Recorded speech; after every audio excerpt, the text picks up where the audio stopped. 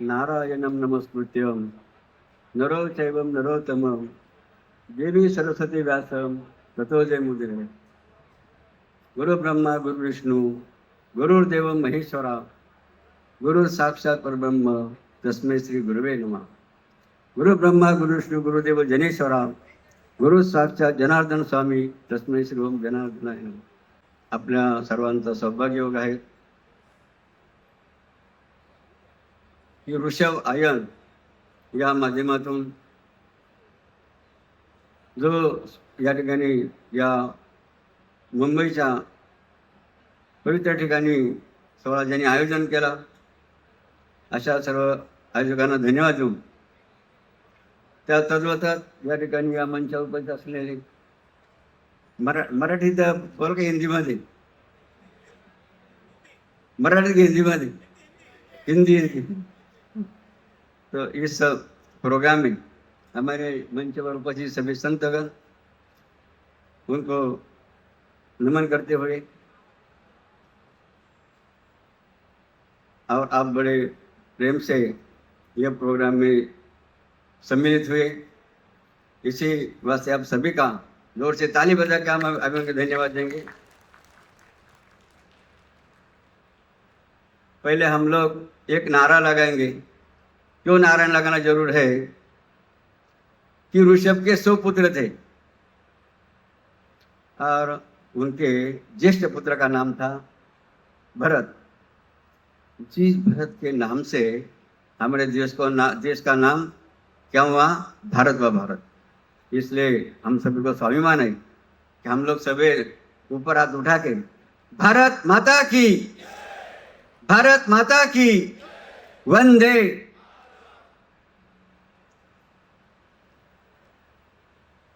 आप सभी ने सोचना चाहिए, अभी हमारे पूर्व वक्ता ने भारतीय संस्कृति का बहुत पुरस्कार क्या किया। आप सभी लोगों ने सोचना चाहिए कि ऋषभ को 100 पुत्र थे, तो आप सभी में हम या देखते हैं कि 5 पुत्र वाले को या कौन है क्या, 5 पुत्र वाले कौन है क्या, 10 पुत्र वाले कौन है, क्योंकि ये अपनी संस्कृति नहीं है। ऋषभ भगवान ने 100 पुत्रों को जन्म दिया, किस लिए दिया उसका चरित्र है हमारे संतों ने कहा। तो पहला पुत्र था भरत, जिस भरत के नाम से इस देश को भारत नाम हो गए हैं। और बचे 99 सुपुत्र। 99 सुपुत्र के उनमें से 9 पुत्रों को 9 खंड पृथ्वी का राज्य उन्होंने प्रदान किया। बाकी रहे 90। उनमें से 81 पुत्रों को उन्होंने धर्म प्रचार के लिए भेज दिया इस दुनिया में। कितने पुत्रों को? 81 पुत्रों को कहाँ भेज दिया? मोक्ष धर्म का जो मार्ग है वो बताने के लिए 81 पुत्रों को उन्हें भेज दिया था। और बचे बल्कि 9, जो 9 सुपुत्र इतने विद्वान थे, जहाँ इनका नाम हम बताते आप सभी को। वो 9 सुपुत्र कौन है? उनका नाम है कवि, हरि, अंतरिक्ष, प्रबुद्ध, पिपलायन, आविर्होत्र, द्रुमिल चमच, करभाजन। ऐसे 9 सुपुत्र थे। क्या उनका व्रत था? जैसे हमारे जैन मुनि बहुत व्रत करते हैं कि नहीं, कोई दिगंबर थे, कोई कपड़ा ही पहनते नहीं। उसे वो 9 पुत्र कैसे थे? उनका वायुहार था। कौन सा हार था उनका? वायुहार। वह 9 पुत्र कहते हैं। कितनी शक्ति उनमें थी, कितना ज्ञान उनमें भरा हुआ था। जब जनक राजा ने उनको सवाल पूछा था, क्योंकि जनक राजा यज्ञ हो रहा था, उसी समय उनका आगमन हुआ था। और आगमन होने के बाद जब जनक राजा ने देखा यहाँ कौन संत मुनि जा रहे हैं, तो उनको बहुत खुशी हुई। अनोख जनक राजा उनके स्वागत के लिए आगे गए। साष्टांग नमन जनक राजा ने मुनि को किया और उनको प्रार्थना किया कि आप यज्ञ में आइए और यज्ञ की पूर्णावृत्ति आपके कर कमल में क्या करो। और वो प्रार्थना स्वीकार कर वो 9 मुनि वो जनक राजा के भी पधारे। जब यज्ञ के प्रवेश द्वार में उनका आगमन हुआ तो यज्ञ में जितने शामिल हुए थे, यजमान हो, पंडित हो, ऋषि मुनि हो, सब उसके स्वागत के लिए खड़े हुए। इतना ही नहीं, क्या अधिकार होता है उनका। तो जो यज्ञ कुंड था, यज्ञ कुंड, तो यज्ञ कुंड से 3 अग्नि प्रकट हुए। तो देखो कितना, 3 अग्नि प्रकट हुए और 3 अग्नि प्रकट होके उनका स्वागत किया। किसका? नव नारायण का। तो आवनी दक्षिणा गारी बदा उसका अग्नि हो गए थे। इससे आपको पता चला कि ऋषभ के जो पुत्र थे वो कितने शक्तिमान थे। और हमें बहुत खुशी हुई कि ऋषभायन का आयन होना आपके लिए बहुत सौभाग्य की बात है। ऋषभ यानी भगवान नारायण का स्वरूप है। जैसे स्वामी नारायण के यहाँ पधारे, स्वामी नारायण के यहाँ पधारे, जो प्रमुख स्वामी थे ना, अपने प्रमुख स्वामी, उनसे मिला था, मिले थे। देखो आज हमें बहुत खुशी हुई। हम लोगों को थोड़ा गौरव की बात है कि हमारा देश का नाम क्या है? क्या आपका देश का नाम क्या है? भारत है। तो हम आपको आग्रह करते हैं कि आपके देश को कौन से नाम से बोलना चाहिए? भारत नाम से बोलना चाहिए। दूसरे नाम लेना नहीं चाहिए, क्योंकि बेइज्जत अपने या हो सकती है।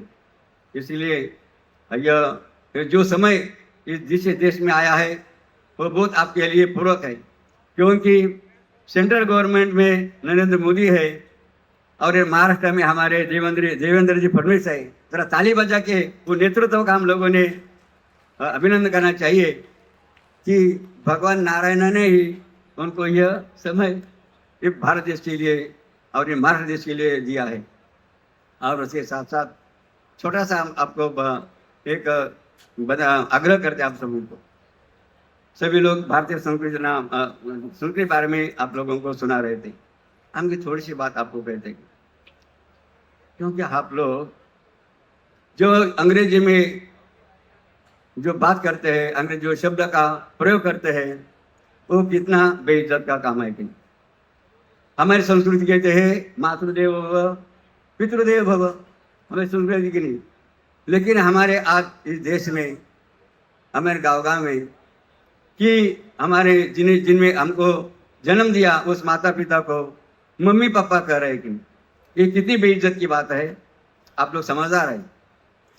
मम्मी का ही ना वो अंग्रेजी का वर्ड है कि शब्द है। अब मम्मी शब्द का अर्थ मराठी में होता है डेड बॉडी की, यानी मेरे लिए मुर्दा। देखो जिन माता ने हमको जन्म दिया उसे हम लोग अंग्रेजी वर्ड का उपयोग करके जो नाम ले रहे, जो शब्द प्रयोग कर रहे, कितनी बेइज्जत का काम है कि नहीं। इसलिए हम लोग आग्रह करते हैं कि अपने घर में ये 2 शब्द मम्मी और पापा के इस्तेमाल किए जाते हैं और वो गलत है, ये आप न करने की कृपा करें। और उसके साथ साथ से बहुत से शब्द है। भारत को अंग्रेजी में क्या कहते हैं आप लोग, है कि नहीं? इंडिया कहते हैं। इंडिया ये शब्द बहुत गलत है, बेइज्जत करने वाला है। इसलिए आप जो ये भारत में पैदा हुआ है वो कभी ही अपने देश को इंडिया नहीं कहेगा। वो क्या कहेगा? भारत मेरा देश है, भारत मेरा देश है, भारत इज माई कंट्री। इसी वजह से वो नाम लेगा। वही हम भारत का सुपुत्र, सच्चा सुपुत्र कहते हैं। जो भारत के ये नाम छोड़कर दूसरा नाम पुकारेगा वो भारत का नहीं है, ऐसा हम बताएंगे। इसी तरह से जितने भी शब्द है अंग्रेजी के, चाहे मैडम हो, चाहे सर हो, ऐसे जितने भी जो अंग्रेजी के शब्द या बोले जाते हैं वो बहुत बेइज्जत के हैं। इसलिए हम सभी को चरणों में आग्रह करते हैं कि इस अंग्रेजी वर्ड का इस्तेमाल मत करें और आपका बेइज्जत करने का बेइज्जत न करो। इसीलिए ओम पूर्णमदा पूर्णमिदं पूर्णात् पूर्णमुदच्यते पूर्णस्य पूर्णमादाय पूर्णमेवावशिष्यते। सर्वे सुखिनः सन्तु सर्वे सन्तु निरामया सर्वे भद्राणि पश्यन्तु मा कश्चित् दुःखं। हरि ओम। शांति शांति।